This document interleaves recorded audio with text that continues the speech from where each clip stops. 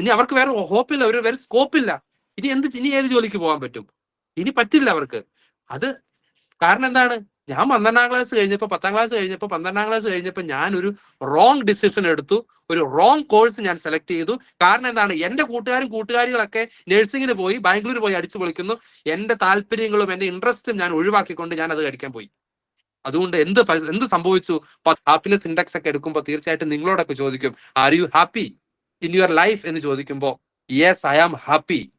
അപ്പൊ വേറൊരു മറുചോദ്യം ചോദിക്കും, why you are happy? Because I am doing a best duty, അല്ലെങ്കിൽ ഞാൻ ഏറ്റവും താല്പര്യപ്പെടുന്ന ഒരു ജോലിയാണ് ഞാൻ ചെയ്യുന്നത് എന്ന് നിങ്ങൾക്ക് പറയാൻ സാധിക്കണം. ഞങ്ങൾ എഡ്യൂക്കേഷൻ ഫീൽഡില്, എഡ്യൂക്കേഷനിൽ പ്രത്യേകിച്ച് എഡ്യൂക്കേഷണൽ സൈക്കോളജി, ചൈൽഡ് ഡെവലപ്മെന്റ് ഇങ്ങനെയുള്ള സബ്ജക്റ്റുകളൊക്കെ കൈകാര്യം ചെയ്യുന്ന ഈ ഒരു മേഖലയിൽ പ്രത്യേകിച്ചും ഒരു 14, 15, 16 വയസ്സ് പ്രായമുള്ള കുട്ടികളെ കാണുമ്പോൾ ഞങ്ങൾ എഡ്യൂക്കേഷനിൽ ഡിസ്കസ് ചെയ്യുന്ന അല്ലെങ്കിൽ എഡ്യൂക്കേഷനിസ്റ്റുകളായിട്ടുള്ളവര് തീർച്ചയായിട്ടും അവരെപ്പോഴും ഒരു പ്രത്യേകമായിട്ട് അവരെ നോട്ട് ചെയ്യാറുണ്ട്. 10ാം ക്ലാസ് കഴിഞ്ഞവരും 12ാം ക്ലാസ് കഴിഞ്ഞ കുട്ടികൾ എസ്പെഷ്യലി അവരുടെ അവസാന സമയങ്ങളിലെ എക്സാമിന്റെ ഒക്കെ സമയത്തൊക്കെ അവരെ അടുത്ത് കാണുമ്പോൾ അവരോട് കൂടുതൽ സംസാരിക്കുകയൊക്കെ ചെയ്യാറുണ്ട്. കാരണം ഒരാളുടെ ജീവിതം എന്ന് പറയുന്നത് ഒരു 60, 70, 80 വയസ്സൊക്കെയാണ് ഇന്നത്തെ ഒരു ആവറേജ് നമ്മുടെയൊക്കെ ലൈഫ് സ്പാൻ എന്ന് പറയുന്നത്. ഒരു 80 വയസ്സ് വരെയൊക്കെ നമുക്ക് ഒരു 80 വയസ്സ് വരെ നമ്മൾ ഒരാൾ ജീവിക്കുമെന്ന് നമ്മൾ വിചാരിച്ചുകൊണ്ട് നമ്മളൊരു 80 വയസ്സ് വരെ ഒരാളുടെ ഏറ്റവും ക്രൂഷ്യൽ ആയിട്ടുള്ള ജീവിത കാലഘട്ടം എന്ന് പറയുന്നത്, ഓഫ് കോഴ്സ് ജനനം മുതൽ മരണം വരെയുള്ള എല്ലാ നിമിഷവും, എല്ലാ ദിവസവും, എല്ലാ മാസവും വളരെ ഇമ്പോർട്ടന്റ് ആണെങ്കിൽ കൂടിയും ഏറ്റവും നിർണായകമായിട്ടുള്ള അല്ലെങ്കിൽ ഏറ്റവും ക്രൂഷ്യൽ ആയിട്ടുള്ള സമയം എന്ന് പറയുന്നത് ഈ പറയുന്ന 14, 15, 16, 17 വയസ്സ് കാലഘട്ടങ്ങളാണ്. അതുകൊണ്ടാണ് ഒരുപാട് മനഃശാസ്ത്രജ്ഞര് ഈ അഡോളസൻ പീരീഡിനെ, ഈ പറയുന്ന കൗമാര കാലഘട്ടത്തെ ഭയങ്കരമായ ക്രൂഷ്യൽ അല്ലെങ്കിൽ ചലഞ്ചിങ് ആയിട്ട്, അല്ലെങ്കിൽ എന്താണ് പറഞ്ഞത്, സ്റ്റോം അല്ലെങ്കിൽ ചലഞ്ചിങ് ക്രൂഷ്യൽ ആയിട്ടുള്ള ഒരു കാലഘട്ടമായിട്ടാണ് പറയുന്നത്. വളരെ പ്രധാനമായ നിർണായകമായിട്ടുള്ള ഡിസിഷൻസ് എടുക്കേണ്ട സമയമാണിത്. കാരണം അവർ ഒരുപാട് ശാരീരികപരമായിട്ടും മാനസികപരമായിട്ടും ബൗദ്ധികപരമായിട്ടൊക്കെ കാര്യങ്ങൾ മനസ്സിലാക്കി ഒരു പക്വതയിലേക്ക് വരുന്ന കാലഘട്ടമാണ്. ഈ കാലഘട്ടത്തിലാണ് എല്ലാവരും ചോദിക്കുന്ന ഒരു ചോദ്യം, 10ാം ക്ലാസ്സിൽ പഠിക്കുന്ന ഒരു കുട്ടിയോട് ചോദിക്കുന്ന ഒരു ചോദ്യം, ഇനി എന്ത്? കാരണം ഒരുപാട് ഓപ്ഷൻസ് ഉണ്ട് ജീവിതത്തിൽ. 10ാം ക്ലാസ് വരെ കടന്നു വരുമ്പോൾ ഒരുപാട് ഓപ്ഷൻസ് ഉണ്ടായിരുന്നു. അവർക്ക് വെജിറ്റേറിയൻ ആകണോ, നോൺ വെജിറ്റേറിയൻ ആകണോ, ക്രിക്കറ്റ് കളിക്കണോ, ഫുട്ബോൾ കളിക്കണോ, സിനിമ കാണണോ, കളിക്കാൻ പോകണോ, ഇങ്ങനെയൊക്കെ ഒരുപാട് ജീവിതത്തിൽ ഒരുപാട് ഡിസിഷൻസ് ഒക്കെ എടുത്ത് പതിയെ വന്ന് ജീവിതത്തിലെ ആ ഒരു പോയിന്റിൽ എത്തി നിൽക്കുകയാണ് ഏറ്റവും സുപ്രധാനമായിട്ടുള്ള ഒരു കരിയർ സെലക്ട് ചെയ്യേണ്ട, അല്ലെങ്കിൽ ആ കരിയറിലേക്കുള്ള ബേസിക് ആയിട്ടുള്ള കാര്യങ്ങൾ അടിത്തറ പാകേണ്ട പഠനങ്ങളിലേക്ക് വരേണ്ട ഒരു കാലഘട്ടത്തിൽ വന്ന് നിൽക്കുന്ന ഈ സമയമാണ് എൻ്റെ മുമ്പിൽ ഈ ഒരുപാട് 10-40 കുട്ടികൾ അല്ലെങ്കിൽ അവരുടെ പേരൻസ് ഉള്ളത്. അപ്പൊ ഈ സമയത്ത് നിങ്ങൾ തീർച്ചയായിട്ടും 10ാം ക്ലാസ് കഴിഞ്ഞ ഈ സ്ഥിതിക്ക് നിങ്ങൾ അറിഞ്ഞിരിക്കേണ്ട അല്ലെങ്കിൽ നിങ്ങൾ ചോദിക്കേണ്ട ഒരു ചോദ്യമാണ്, വാട്ട് ഈസ് കരിയർ? അല്ലെങ്കിൽ എല്ലാവരും ചോദിക്കുന്നതാണ്, കരിയർ എന്ന് പറയുന്നത് എന്താണ്? ഒരുപാട് ശാസ്ത്രീയപരമായിട്ടുള്ള തിയറികൾ കരിയറിനെ പറ്റിയുണ്ട്, കരിയറിന്റെ സ്റ്റേജിനെ പറ്റിയൊക്കെ ഉണ്ട്. ഞാൻ അതൊന്നും നിങ്ങളോട് ഇപ്പൊ പറയുന്നില്ല, കരിയർ എന്താണെന്നൊന്നും പറയുന്നില്ല. പക്ഷെ ഒരു സിമ്പിൾ ആയിട്ടുള്ള ഒരു ഡെഫിനേഷൻ തന്നു കഴിഞ്ഞാൽ കരിയർ എന്ന് പറയുന്നത് what I do for my living. ഇനിയുള്ള ഞാൻ എൻ്റെ ഇനി എൻ്റെ കാലിൽ നിൽക്കുന്ന സമയത്ത് മുതൽ, അല്ലെങ്കിൽ ഞാൻ എൻ്റെ കാര്യങ്ങൾ നോക്കുന്ന സമയം മുതൽ എൻ്റെ ജീവിതത്തിനെ ഞാൻ എങ്ങനെയാണ് രൂപീകരിക്കാൻ പോകുന്നത്, അല്ലെങ്കിൽ ഇനിയുള്ള എൻ്റെ ജീവിതത്തിൽ ഞാൻ എങ്ങനെ ഇനി മുമ്പോട്ട് പോകും, അല്ലെങ്കിൽ എന്ത് ജോലി ചെയ്യണം, എങ്ങനെ ഞാൻ സമ്പാദിക്കും, ഇങ്ങനെയൊക്കെയുള്ള ഒരുപാട് ചോദ്യങ്ങളുടെ ഉത്തരമാണ് കരിയർ. ഓക്കെ, കരിയർ എന്ന് പറയുന്നത് ഒരിക്കലും 15 വയസ്സായ നിങ്ങൾ ഒരിക്കലും കരിയർ തുടങ്ങുകയല്ല, പക്ഷെ കരിയറിലേക്ക് ആവശ്യമായ ബേസിക് ആയിട്ടുള്ള കാര്യങ്ങൾ തുടങ്ങുന്ന സമയമാണ്. കാരണം 10ാം ക്ലാസ് കഴിയുമ്പോൾ നമ്മളുടെ എഡ്യൂക്കേഷൻ സിസ്റ്റം പറയുന്ന ഒരു കാര്യമുണ്ട്. നമ്മുടെ എഡ്യൂക്കേഷൻ സിസ്റ്റത്തിൽ നമ്മൾ ഏത് തരത്തിലുള്ള എഡ്യൂക്കേഷൻ ആണോ, അല്ലെങ്കിൽ ഏത് തരത്തിലുള്ള ജോലിയാണോ ഞാൻ ആഗ്രഹിക്കുന്നത്, ആ തരത്തിലുള്ള എഡ്യൂക്കേഷൻ ഇപ്പോഴേ സെലക്ട് ചെയ്യണം. അതെങ്ങനെയാണ് സെലക്ട് ചെയ്യേണ്ടത്? അപ്പൊ ആ സെലക്ട് ചെയ്യുന്നതിന്റെ പുറകിലുള്ള എന്തെല്ലാം കാര്യങ്ങൾ ഞാൻ ആലോചിക്കണം, ഇങ്ങനെയൊക്കെയുള്ള കാര്യങ്ങളാണ് നമ്മൾ ഇന്ന് ഡിസ്കസ് ചെയ്യുന്നത്. സോ കരിയർ എന്ന് പറയുന്നത്, ഇനി ഇപ്പൊ 15 വയസ്സായി, അല്ലെങ്കിൽ 17 വയസ്സായി, അല്ലെങ്കിൽ എൻ്റെ മകൾക്ക് 15-17 വയസ്സായി, അവരിനി ഏത് രീതിയിലേക്കാണ് മുന്നോട്ട് പോകേണ്ടത്, ഏത് കരിയർ സെലക്ട് ചെയ്യണം, ഇങ്ങനെ കരിയറിനെ പറ്റിയൊക്കെയുള്ള ഒരുപാട് ഗൈഡൻസ് ഫിക്സ് മൈ കരിയർ എന്ന് പറയുന്ന ഈ ഓൺലൈൻ ഗ്രൂപ്പുകളിൽ നിങ്ങൾക്ക് തരും. ഒരുപാട് വെബിനാറുകൾ ഇനി മുമ്പോട്ടുണ്ടാവും. എന്തൊക്കെ കരിയറുകളാണ് ഇനി മുമ്പോട്ടുള്ളത്, ഈ സയൻസ് പഠിച്ചാൽ ഏതൊക്കെയാണ്, ഇങ്ങനെയുള്ള ഒരുപാട് കണ്ടന്റ് ഓറിയന്റഡ് ആയിട്ടുള്ള ക്ലാസ്സുകൾ അല്ലെങ്കിൽ ഗൈഡൻസ് നിങ്ങൾക്ക് ഫിക്സ് മൈ കരിയറുമായിട്ട് ബന്ധപ്പെടാം. ഞാൻ അങ്ങനെയുള്ള കാര്യങ്ങളൊന്നും ഇന്ന് പറയല. പക്ഷെ ഞാൻ പറയാൻ ഉദ്ദേശിക്കുന്നത്, ഇങ്ങനെയൊക്കെയുള്ള കരിയർ സെലക്ട് ചെയ്യേണ്ടതിന്റെ പുറകിൽ നമ്മൾ എന്തെല്ലാം കാര്യങ്ങളാണ് ചിന്തിക്കേണ്ടത്, അല്ലെങ്കിൽ അതിന്റെ ബേസിക് ആയിട്ടുള്ള കാര്യങ്ങൾ എന്തൊക്കെയാണ്, എങ്ങനെയുള്ള കാര്യങ്ങളാണ്. നമുക്കറിയാം, നമ്മുടെ എഡ്യൂക്കേഷൻ സിസ്റ്റത്തിനെ പറ്റി നമുക്കറിയാം. ഓക്കെ, നമ്മുടെ എഡ്യൂക്കേഷൻ സിസ്റ്റം എന്ന് പറയുന്നത്, വളരെ സ്പെസിഫിക് ആയിട്ട് പറയുകയാണെങ്കിൽ, നമ്മളുടെ എഡ്യൂക്കേഷൻ സിസ്റ്റം ഡിഫൈൻ ചെയ്തിരിക്കുന്നത് അല്ലെങ്കിൽ ഡിസൈൻ ചെയ്തിട്ടുള്ളത് ബ്രിട്ടീഷുകാരാണ്. 1821 മുതലുള്ള കാലഘട്ടം മുതലാണ് നമ്മുടെ എഡ്യൂക്കേഷൻ സിസ്റ്റം വന്നത്. അതിൽ ഏറ്റവും സുപ്രധാനമായിട്ടുള്ള കാര്യം, അല്ലെങ്കിൽ സുപ്രധാനമായിട്ടുള്ള ഡിസിഷൻസ് എല്ലാം എടുത്തിരുന്നത് ലോർഡ് മെക്കാളെ എന്ന് പറയുന്ന ഒരു അന്നത്തെ എഡ്യൂക്കേഷനിസ്റ്റ് അല്ലെങ്കിൽ അന്നത്തെ ഗവർണർ അപ്പോയിന്റ് ചെയ്ത ഒരു വ്യക്തിയായിരുന്നു, ലോർഡ് മെക്കാളെ. അദ്ദേഹത്തിന്റെ പേര് ഞാൻ ഇവിടെ പരാമർശിക്കാനുള്ള കാരണം എന്താന്ന് വെച്ച് കഴിഞ്ഞാൽ, ബ്രിട്ടീഷുകാര് ഇന്ത്യയിൽ എഡ്യൂക്കേഷൻ സിസ്റ്റം കൊണ്ടുവരുന്നതിന്റെ, അല്ലെങ്കിൽ ഇന്ത്യക്കാരെയും എഡ്യൂക്കേറ്റ് ചെയ്യണം എന്നുള്ളൊരു ആവശ്യം പോലും അവർക്ക് തോന്നിയത് അവർ ഇന്ത്യയിൽ വന്നിട്ട് 150 വർഷങ്ങൾക്ക് ശേഷമാണ്. ഈ 150 വർഷങ്ങൾ കൊണ്ട് അവർക്ക് മനസ്സിലായ ഒരു കാര്യമുണ്ട്, ഇവിടെ ഈസ്റ്റ് ഇന്ത്യ കമ്പനി വളരെ വർഷങ്ങൾ ഇനിയും മുന്നോട്ട് നമ്മൾക്ക് ഉണ്ടാകും. അങ്ങനെയുള്ള ഒരു ചിന്ത വന്നപ്പോൾ ബ്രിട്ടീഷുകാർക്ക് മനസ്സിലായി, ഇവിടെയുള്ള ഒരുപാട് വർക്കുകൾ ചെയ്യാൻ, ക്ലരിക്കൽ ആയിട്ടുള്ള വർക്കുകൾ ചെയ്യാൻ നമുക്ക് ഒരിക്കലും യൂറോപ്പിൽ നിന്നോ അല്ലെങ്കിൽ ഇംഗ്ലണ്ടിൽ നിന്നോ ആളുകളെ കൊണ്ടുവരിക എന്നുള്ളത് പോസിബിൾ അല്ല. അപ്പോൾ നമുക്ക് വേണ്ടത് ബ്രിട്ടീഷുകാരെ പോലെ ചിന്തിക്കുന്ന, എന്നാൽ ഇന്ത്യൻ ഒറിജിൻ ആയിട്ടുള്ള ആളുകളെ വേണം. ബ്രിട്ടീഷുകാർക്ക് കൂറു നിൽക്കുകയും അവരോട് ആത്മാർത്ഥത പുലർത്തുകയും ചെയ്യുന്ന ഇന്ത്യക്കാരായ ഒരുപാട് ആളുകളെ അവർക്ക് വേണം. എന്ത് വർക്ക് ചെയ്യാനാണ് അവർക്ക് വേണ്ടത്? അവർക്ക് ഇന്ത്യയുടെ അല്ലെങ്കിൽ ഈസ്റ്റ് ഇന്ത്യ കമ്പനിയുടെ ക്ലറിക്കൽ ആയിട്ടുള്ള, പ്യൂൺ ആയിട്ടുള്ള വർക്കുകൾ ചെയ്യാൻ വേണ്ടിയാണ് അവർക്ക് വേണ്ടത്. അപ്പോൾ അവരെന്ത് ചെയ്തു? അവർ ഇന്ത്യക്കാരെ പഠിപ്പിക്കുന്നതിന് വേണ്ടി അതനുസരിച്ചുള്ള കരിക്കുലം ഉണ്ടാക്കി. ആ കരിക്കുലത്തിന്റെ പ്രത്യേകത എന്താണ്? അല്ലെങ്കിൽ അവരുണ്ടാക്കിയിരിക്കുന്ന എഡ്യൂക്കേഷൻ സിസ്റ്റം, അല്ലെങ്കിൽ അവർ ഡിസൈൻ ചെയ്തിട്ടുള്ള ഈ കരിക്കുലം അല്ലെങ്കിൽ സിലബസിന്റെ പ്രത്യേകത എന്തെന്ന് വെച്ചാൽ, അല്ലെങ്കിൽ അവരെപ്പോഴും അതോറിറ്റീസിനെ ബ്ലൈൻഡ് ആയിട്ട് ബിലീവ് ചെയ്യുകയും ടെക്സ്റ്റ് ബുക്കിൽ പറഞ്ഞിട്ടുള്ള കാര്യങ്ങൾ മാത്രം പഠിച്ച് അത് ആവർത്തിച്ച് അതനുസരിച്ച് പ്രവർത്തിക്കുകയും ചെയ്യുന്ന ഒരു തലമുറയാണ്. അല്ലാതെ ക്രിയേറ്റീവായിട്ട് ചിന്തിക്കുന്ന, ക്രിട്ടിക്കലായിട്ട് അവരെ ചോദ്യം ചെയ്യുന്ന, നന്നായിട്ട് കൊളാബറേറ്റ് ചെയ്ത് കമ്മ്യൂണിക്കേറ്റ് ചെയ്യുന്ന ഒരു ജനതയെ അല്ലെങ്കിൽ ഒരു ജനറേഷനെ അവർക്ക് ആവശ്യമില്ല. എന്ന് വെച്ചാൽ അവർക്ക് അവരുടെ ഫാക്ടറികളിൽ വർക്ക് ചെയ്യാൻ ഒരു പോയറ്റിനെയോ അല്ലെങ്കിൽ ഒരു സ്പോർട്സ്മാനെയോ ഒരു ഡാൻസറെയോ ഒന്നും അവർക്ക് ആവശ്യമില്ലായിരുന്നു. അവർക്ക് ആവശ്യം എന്ന് പറയുന്നത് മിനിമം ആയിട്ടുള്ള ബേസിക് ആയിട്ടുള്ള കാര്യങ്ങളൊക്കെ കാൽക്കുലേറ്റ് ചെയ്യാൻ, കണക്കുകൾ കൂട്ടുകയും കാര്യങ്ങൾ ചെയ്യുന്ന രീതിയിലുള്ള ആളുകളെ മാത്രം മതിയായിരുന്നു. അതാണ് ആ എഡ്യൂക്കേഷൻ. അതുകൊണ്ട് അവരെന്ത് ചെയ്തു? അവർ കോമൺ ഒരു പാറ്റേൺ ഓഫ് ഇവാലുവേഷൻ ആണ് അവർ ചെയ്തത്, ഒരു കോമൺ പാറ്റേൺ.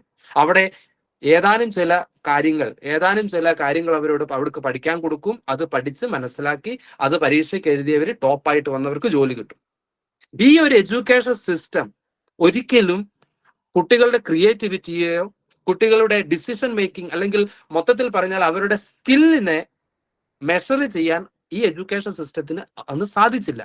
അതേ എഡ്യൂക്കേഷൻ സിസ്റ്റം തന്നെയാണ് ഇന്നും നമ്മൾ ഫോളോ ചെയ്യുന്നത്. ബ്രിട്ടീഷുകാര് എവിടെ അവസാനിപ്പിച്ചോ അതേ മോഡലാണ് ഇന്ന് നമ്മൾ പോകുന്നത്. അതുകൊണ്ട് ആൽബർട്ട് ഐൻസ്റ്റീന്റെ ഈ വാക്ക് വളരെ പ്രസക്തമാണ്. എവരിബഡി ഈസ് ജീനിയസ് ആണ്, എല്ലാവരും ജീനിയസ് ആണ്. പക്ഷെ നമുക്കൊരിക്കലും ഒരു ഫിഷിനെ ഒരു മരം കയറുന്ന, അല്ലെങ്കിൽ ഫിഷിന്റെ എബിലിറ്റി മരം കയറുന്നതായിട്ട് നമുക്ക് ഒരു മാനദണ്ഡമായിട്ട് വെക്കാൻ പറ്റത്തില്ല. ഓരോ കുട്ടിക്കും അല്ലെങ്കിൽ ഓരോ വ്യക്തിക്കും അവനവന് ദൈവം കൊടുത്തിട്ടുള്ള ചില കഴിവുകളുണ്ട്. എവരിബഡി ഹാസ് ഗോട്ട് ടാലന്റ് അല്ലെങ്കിൽ ഇൻട്രസ്റ്റ് ഉണ്ട്. ഇത് നമുക്ക് ഒരു ഒറ്റ വാക്കിൽ പറഞ്ഞാൽ ആപ്റ്റിറ്റ്യൂഡ് ഉണ്ട്. ആപ്റ്റിറ്റ്യൂഡ് എന്ന് പറഞ്ഞാൽ അഭിരുചിയുണ്ട്. ആറ്റിറ്റ്യൂഡ് അല്ല, ആപ്റ്റിറ്റ്യൂഡ്. ആപ്റ്റിറ്റ്യൂഡ് ഇൻട്രസ്റ്റും, ഇത് രണ്ട് വാക്കുകൾ ഒരു സിനോണിയമായിട്ട് നമ്മൾ ഉപയോഗിക്കാറുണ്ട്, ആപ്റ്റിറ്റ്യൂഡും ഇൻട്രസ്റ്റും. പക്ഷെ ഇത് രണ്ടും വ്യത്യസ്തമാണ്. ഇൻട്രസ്റ്റ് എന്ന് വെച്ച് കഴിഞ്ഞാൽ നമുക്ക് താല്പര്യം, എനിക്ക് പാട്ടിനോട് ഇൻട്രസ്റ്റ് ഉണ്ട് എന്ന് വെച്ച് കഴിഞ്ഞാൽ എന്താണ്, പാട്ടിന് എനിക്ക് താല്പര്യമുണ്ട്, ഐ ലൈക്ക് ടു സിങ്. പക്ഷേ ആപ്റ്റിറ്റ്യൂഡ് ടു മ്യൂസിക് എന്ന് പറഞ്ഞു കഴിഞ്ഞാൽ എൻ്റെ ഉള്ളിൽ കഴിവുണ്ട്, എനിക്ക് ദൈവം തന്നിട്ടുള്ള കഴിവുണ്ട് ആ ഒരു പാട്ട് പാടാൻ, അല്ലെങ്കിൽ ആ മ്യൂസിക്കിനോടുള്ള ആപ്റ്റിറ്റ്യൂഡ് എന്ന് പറഞ്ഞാൽ I have the ability to perform the music. ഇതാണ് ആപ്റ്റിറ്റ്യൂഡും ഇൻട്രസ്റ്റും തമ്മിലുള്ള വ്യത്യാസം. അപ്പൊ ഇന്ന് നമ്മുടെ ഒരു എഡ്യൂക്കേഷൻ സിസ്റ്റവും ഇന്ന് ഇതുവരെയും കുട്ടികളുടെ ആപ്റ്റിറ്റ്യൂഡ് അനുസരിച്ച്, അവരുടെ സ്കിൽ അനുസരിച്ച് അവരെ മെഷർ ചെയ്യാനോ അല്ലെങ്കിൽ അവരെ മൂല്യനിർണ്ണയം നടത്താനോ ഇതുവരെ ശ്രമിച്ചിട്ടില്ലായിരുന്നു. അതാണ് 20-ാം നൂറ്റാണ്ട് 21-ാം നൂറ്റാണ്ടും തമ്മിലുള്ള വ്യത്യാസം. ഇപ്പൊ സാർ എന്നെ ഇൻട്രൊഡ്യൂസ് ചെയ്തപ്പോൾ എന്നോട് പറഞ്ഞു, എന്നെ പറ്റി പറഞ്ഞു, ഞാൻ ബനാറസ് യൂണിവേഴ്സിറ്റിയിൽ നിന്ന് ഗോൾഡ് മെഡലും അല്ലെങ്കിൽ അങ്ങനെ നല്ല മാർക്കൊക്കെ മേടിച്ച്. തീർച്ചയായിട്ടും ഞാനൊരു 20-ാം നൂറ്റാണ്ടിന്റെ അവസാനം പഠിച്ചു ഇറങ്ങിയ ഒരു വ്യക്തിയാണ്. അന്നത്തെ കാലഘട്ടത്തില് വെറും യൂണിവേഴ്സിറ്റി മാർക്ക് അല്ലെങ്കിൽ സ്കൂളിന്റെ പെർഫോമൻസ്, നമ്മുടെ ഗ്രേഡ്, അല്ലെങ്കിൽ ഇന്നാണ് A+ ഒക്കെ എന്ന് പറയുന്നത്, അന്ന് നമ്മുടെ പാസിംഗ് മാർക്ക് എത്ര പെർസെൻറ്റേജ് ഉണ്ടോ, അല്ലെങ്കിൽ എന്റെ ടോട്ടൽ മാർക്ക് എത്രയാണ്, എനിക്ക് യൂണിവേഴ്സിറ്റി റാങ്ക് ഉണ്ടോ, ഇതനുസരിച്ചായിരുന്നു എന്നെ മെറിറ്റ് ചെയ്യുകയും എന്നെ ഷോർട്ട് ലിസ്റ്റ് ചെയ്യുകയും എന്നെ സെലക്ട് ചെയ്യുകയൊക്കെ ചെയ്തിരുന്നത്.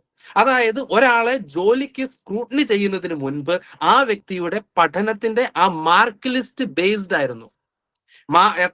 പരീക്ഷയ്ക്ക് എത്ര മാർക്ക് കിട്ടി, ഏറ്റവും ഇപ്പൊ 100 പേര് ഒരു ജോബിന് വേണ്ടി അപ്ലൈ ചെയ്യുമ്പോൾ അവരുടെ മാർക്ക് ലിസ്റ്റ് നോക്കും.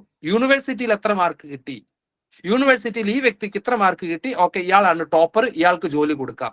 ഇതായിരുന്നു 20-ാം നൂറ്റാണ്ടിന്റെ കാലഘട്ടങ്ങളിൽ. അതിനു മുൻപും 20-ാം നൂറ്റാണ്ടിലും 21-ാം നൂറ്റാണ്ടിന്റെ തുടക്ക സമയം വരെയുള്ള സ്ക്രൂട്ടനി ചെയ്യാനുള്ള ഒരു മാനദണ്ഡം ഇതായിരുന്നു. നിങ്ങൾക്ക് എത്ര മാർക്ക് കിട്ടി, വാട്ട് വാസ് യുവർ ഗ്രേഡ്, എത്ര മാർക്കാണ് അല്ലെങ്കിൽ എത്ര ഗ്രേഡ് ആണ് നിങ്ങൾക്ക് കിട്ടിയത്, അതനുസരിച്ചാണ് നിങ്ങളുടെ ജോലി കിട്ടിയിരുന്നത്. എന്നാൽ എൻ്റെ ക്ലാസ് കേൾക്കുന്ന എൻ്റെ കുഞ്ഞു കൂട്ടുകാര്, എൻ്റെ അനുജത്തിമാരെന്ന് ഞാൻ വിളിക്കാം, ഇനിയൊന്നും അങ്ങനെയല്ല. കാരണം കഴിഞ്ഞ ദിവസങ്ങളിൽ പത്രത്തിൽ നിങ്ങൾ കണ്ടു കാണും, പുതിയ രീതിയിൽ ഇപ്പം ദേശീയ ലെവലിലാണെങ്കിൽ നാഷണൽ എഡ്യൂക്കേഷൻ പോളിസി ഒക്കെ വന്നു, അതനുസരിച്ചുള്ള കരിക്കുലം ഒക്കെ ഉണ്ടാക്കാൻ തുടങ്ങി. കരിക്കുലം ഉണ്ടാക്കുമ്പോൾ അതനുസരിച്ചുള്ള സിലബസുകൾ വന്നു, അതനുസരിച്ചുള്ള ഇവാലുവേഷൻ പാറ്റേൺ വരികയാണ്. ഈ ഇവാലുവേഷൻ പാറ്റേൺ ഒരിക്കലും നിങ്ങളുടെ മെമ്മറി സ്കില്ല് നോക്കിയിട്ടല്ല ഇനി നിങ്ങളെ ഇവാലുവേറ്റ് ചെയ്യുന്നത്. മെമ്മറി പവർ, ഇത്രയും നാൾ മെമ്മറി പവർ ആയിരുന്നു. കാരണം ജോലി കിട്ടാൻ യൂണിവേഴ്സിറ്റി മാർക്ക് ആണെങ്കിൽ യൂണിവേഴ്സിറ്റി എക്സാമിനേഷൻ, ഞാൻ ഇപ്പൊ പറഞ്ഞതുപോലെ നമ്മുടെ മെക്കാളെ ഡിഫൈൻ ചെയ്തിട്ടുള്ള അല്ലെങ്കിൽ ഡിസൈൻ ചെയ്തിട്ടുള്ള കരിക്കുലം അനുസരിച്ച് പ്രാക്ടീസ് ചെയ്യുന്ന നമ്മുടെ യൂണിവേഴ്സിറ്റികളിലും സ്കൂളുകളിലുമൊക്കെ കുട്ടികളുടെ മെമ്മറി പവർ മാത്രമേ ഇതുവരെ ഇവാലുവേറ്റ് ചെയ്യപ്പെട്ടിട്ടുണ്ടായിരുന്നുള്ളൂ. അവരുടെ മാനസിക വളർച്ചയോ അവരുടെ ശാരീരിക വളർച്ചയോ ഒരു ഓൾറൗണ്ട് ഡെവലപ്മെന്റിനെ ഫോക്കസ് ഇതുവരെ ചെയ്തിട്ടില്ലായിരുന്നു. പക്ഷെ ഇന്ന് ഓൾറൗണ്ട് ഡെവലപ്മെന്റിലുള്ള അല്ലെങ്കിൽ സ്കിൽ ഓറിയന്റഡ് ആയിട്ടുള്ള ഒരു ഇവാലുവേഷൻ പാറ്റേൺ ആണ് ഇന്ന് ഗവൺമെന്റ് ഓഫ് ഇന്ത്യയും അതുപോലെ തന്നെ ഒരുപാട് പ്രൈവറ്റ് അല്ലെങ്കിൽ പബ്ലിക് ഏജൻസികളും ഇന്ന് ഒരു വ്യക്തിയെ സ്ക്രൂട്ടനി ചെയ്യാൻ അല്ലെങ്കിൽ ഒരു വ്യക്തിക്ക് ജോലി കൊടുക്കാൻ ഇന്ന് തിരഞ്ഞെടുക്കുന്ന ഒരു മാനദണ്ഡമായിട്ട് വന്നിരിക്കുന്നത് അവരുടെ സ്കില്ലാണ്. അപ്പോൾ ഇനിയുള്ള കാലഘട്ടങ്ങൾ, നിങ്ങൾ 10-ാം ക്ലാസ് കഴിഞ്ഞു, 11-ലും 12-ലേക്കും ഒക്കെ നിങ്ങൾ കയറുമ്പോൾ തീർച്ചയായിട്ടും നിങ്ങൾ തിരഞ്ഞെടുക്കേണ്ടത് എൻ്റെ വീടിന്റെ അടുത്തുള്ള ആ ചേട്ടന്റെ മകൻ അല്ലെങ്കിൽ എൻ്റെ കൂട്ടുകാരൻ സയൻസ് ആണ് എടുത്തിരിക്കുന്നത്, എനിക്ക് സയൻസ് ഒട്ടും പഠിക്കാൻ ഇഷ്ടമല്ല, പക്ഷെ എൻ്റെ പപ്പായുടെയും അമ്മയുടെയും ആഗ്രഹം ഞാൻ സയൻസ് പഠിക്കണമെന്നാണ്. ഇങ്ങനെയൊക്കെ ആ ഒരു രീതിയിലാണ് മുന്നോട്ട് പോകുന്നതെങ്കിൽ തീർച്ചയായിട്ടും നിങ്ങൾ 10-ലും 12-ലും ഒക്കെ ചിലപ്പോൾ പരീക്ഷയ്ക്ക് ജയിക്കുമായിരിക്കും. ഗവൺമെന്റിന്റെ ഓരോ പോളിസി ഉണ്ട് ജയിപ്പിക്കുക എന്നുള്ളത്. ആ പോളിസിയൊക്കെ കഴിഞ്ഞ് നിങ്ങൾ ഒരു ഗ്രാജുവേഷൻ ഒക്കെ കഴിഞ്ഞ് ജോലിക്ക് വേണ്ടി പുറത്തിറങ്ങുമ്പോൾ കൂട്ടുകാരെ, ഉള്ളിന്റെ ഉള്ളിൽ സയൻസുമായിട്ട് ബന്ധപ്പെട്ട സ്കില്ല് നിങ്ങൾക്കില്ല എങ്കിൽ തീർച്ചയായിട്ടും ഒരു ജോബ് ഓറിയന്റഡ് ആയിട്ട് അല്ലെങ്കിൽ ജോബ് ചെയ്യാൻ വേണ്ടി ഏതെങ്കിലും ഒരു സ്ഥലത്തേക്ക് അല്ലെങ്കിൽ ഏതെങ്കിലും ഒരു ഫാക്ടറിയിലേക്ക് ഏതെങ്കിലും കമ്പനിയിലേക്ക് നിങ്ങൾ നിങ്ങളുടെ റെസ്യൂമെ അയക്കുമ്പോൾ തീർച്ചയായിട്ടും ഇന്റർവ്യൂവിന് നിങ്ങളെ വിളിക്കുകയില്ല. കാരണം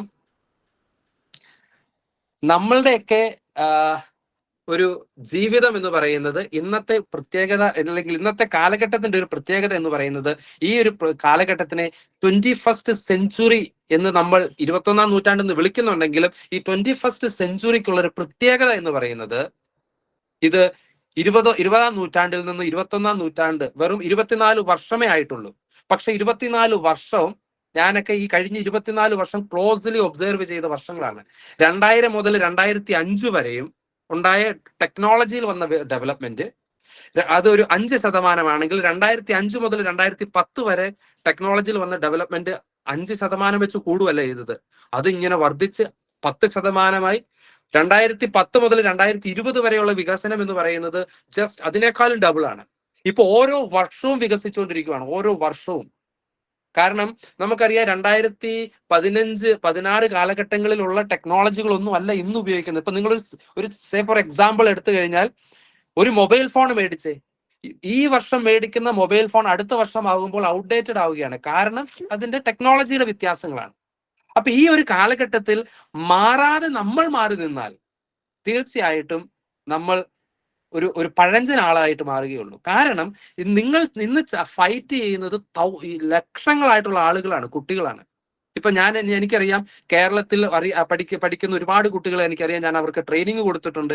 അതേ സമയം തന്നെ ഞാൻ ഇന്ന് ഡൽഹിയിലാണ്. ഡൽഹിയിലെ കുട്ടികളെ ഞാൻ ട്രെയിനിങ് കൊടുക്കുന്നുണ്ട്.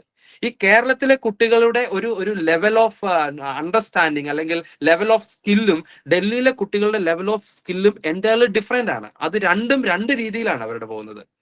ഈ കുട്ടികളെല്ലാം ഒരേ സമയങ്ങൾ അല്ലെങ്കിൽ ഒരേ വർഷമായിരിക്കും ജോലിക്ക് വേണ്ടി പുറത്തേക്ക് ഇറങ്ങുന്നത്. ആ സമയത്ത് ഒരു കമ്പനി ഒരിക്കലും സ്കിൽ നോളജ് അല്ല ഇനിയുള്ള കാലഘട്ടത്തിൽ നോക്കുന്നത്. നിങ്ങളുടെ ഇൻഫർമേഷൻ വെറും മെമ്മറി ലെവലല്ലേ. ഈ ഇൻഫർമേഷൻ വെച്ചിട്ട് നിങ്ങളുടെ സ്കിൽ ഓറിയന്റഡ് ആയിട്ട് മുന്നോട്ട് വന്നാൽ മാത്രമാണ് തീർച്ചയായിട്ടും നിങ്ങൾക്ക് ഇനിയുള്ള കാലഘട്ടങ്ങളിൽ ജോലിക്ക് സാധ്യതയുള്ളൂ. ഇവിടെയാണ് നിങ്ങൾക്ക് നിങ്ങളുടെ ആപ്റ്റിറ്റ്യൂഡ് എന്താണെന്ന് മനസ്സിലാക്കുകയും അതനുസരിച്ച് അതിനെ വളർത്തുകയും ചെയ്യേണ്ടത്. ആപ്റ്റിറ്റ്യൂഡ് എന്ന് പറയുന്നത് നിങ്ങളുടെ, വളരെ സിമ്പിൾ ആയിട്ട് പറഞ്ഞാൽ, നിങ്ങളുടെ ഇൻട്രസ്റ്റ്, നിങ്ങൾ ഏത് ഫീൽഡിൽ ജോലി ചെയ്യാനാണ് ആഗ്രഹിക്കുന്നത്, അല്ലെങ്കിൽ നിങ്ങളുടെ ഉള്ളിലുള്ള ഏത് കഴിവാണോ ആ കഴിവിനെ ഐഡന്റിഫൈ ചെയ്യണം. 15 വർഷമായിട്ട് നിങ്ങൾ ഇത് മനസ്സിലാക്കുന്ന വ്യക്തികളാണ്. നിങ്ങളുടെ ഓരോരുത്തരുടെയും കഴിവുണ്ട്, ഓരോരുത്തർക്കും കഴിവുകളുണ്ട്. ചിലർ പാട്ട് പാടാനായിരിക്കും, ചിലർക്ക് ഗാർഡനിങ് ആയിരിക്കും, ചിലർക്ക് പെയിന്റിങ് ആയിരിക്കും, ചിലർക്ക് പ്രസംഗിക്കാനായിരിക്കും, ചിലർക്ക് ടെക്നോളജിക്കൽ ആയിട്ടുള്ള കാര്യങ്ങളായിരിക്കും, ചിലർക്ക് ടീച്ചിങ് ആയിരിക്കും, ചിലർക്ക് മെഡിക്കൽ ഫീൽഡ് ആയിരിക്കും. ട്രഡീഷണൽ ആയിട്ടുള്ള ജോലികളൊന്നും ആയിരിക്കില്ല ഇനിയുള്ള കാലഘട്ടങ്ങളിൽ. അതുകൊണ്ട് നിങ്ങൾ ഏത് സിമ്പിൾ ആയിട്ടുള്ള കാര്യമാണോ നിങ്ങൾക്കൊരു ആപ്റ്റിറ്റ്യൂഡ് ഉള്ളത് അതിനെ വളർത്താൻ ശ്രമിക്കുക. കാരണം ഇനിയുള്ള കാലഘട്ടത്തിൽ ഒരു സിമ്പിൾ ആയിട്ടുള്ള കാര്യമില്ല.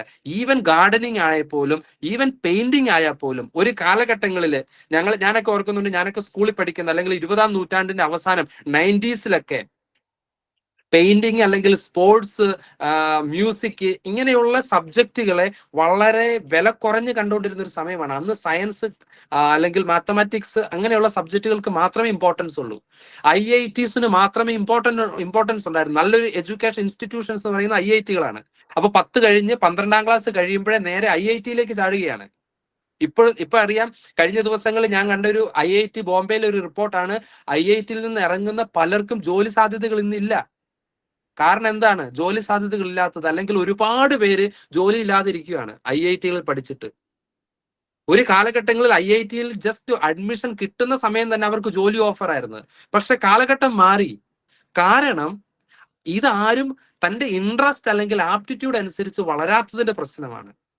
എഞ്ചിനീയറിങ്ങിനോട് താല്പര്യമില്ല, പക്ഷെ പേരൻസ് ഉന്തിത്തള്ളി വിട്ട് അങ്ങനെ കാണാപ്പാഠം പഠിച്ച് നമ്മുടെ എഡ്യൂക്കേഷൻ സിസ്റ്റത്തിന്റെ പോരായ്മ വഴിയാണെങ്കിലും, ഇവാലുവേഷൻ സിസ്റ്റത്തിന്റെ അല്ലെങ്കിൽ എക്സാമിനേഷന്റെ പോരായ്മ വഴിയാണെങ്കിലും ആ കുട്ടിക്ക് IITയിൽ ജോലി അല്ലെങ്കിൽ IITയിൽ അഡ്മിഷൻ കിട്ടിക്കാണും. പക്ഷേ ഈ അഡ്മിഷൻ മേടിച്ചു കൊടുക്കാനാണ് ഇങ്ങനെയുള്ള കാര്യങ്ങൾക്ക് പറ്റുള്ളൂ. കാരണം എവിടെയുള്ള 4-5 വർഷത്തെ പഠനത്തിന് ശേഷം ഒരു ജോലി ലഭിക്കണമെങ്കിൽ തീർച്ചയായിട്ടും ഓരോ കുട്ടിയും അവർക്ക് ഏത് സ്കില്ലാണോ, അവർക്ക് ഏത് ആപ്റ്റിറ്റ്യൂഡ് ആണോ ഉള്ളത് അതനുസരിച്ചുള്ള ഒരു ഡെവലപ്മെന്റ് ആണ് വേണ്ടത്.